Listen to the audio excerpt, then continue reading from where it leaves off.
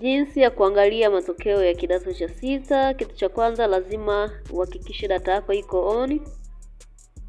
Baada ya kuwasha data yako, basi unaingia kwenye application ya Chrome. Ukishaingia Chrome hapo, unachotakiwa kusearch ni matokeo. Unaandika matokeo ya kidato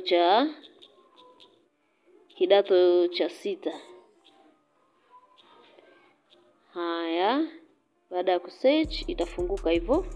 Kwa unachagua hapa walichokiandika hapo.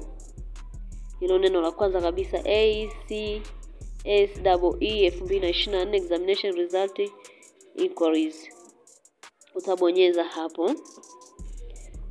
Kwa hiyo hizi hapa ni shule zote ambazo zina shule za kidato cha sita. Sasa unachotakiwa kufanya ni kuangalia herufi ya kwanza ya jina la shule. Kama shule yako imeanzia na herufi A, basi utabonyeza herufi A. Umeona, hizi ni shule zote zilizoanzia na herufi A. Kwa sasa wewe ndo unachagua shule ambao unaitaka uweze kupata matokeo yake. Utabonyeza hapo kwa mfano. Umeona, na haya ndiyo matokeo ya kidato cha sita.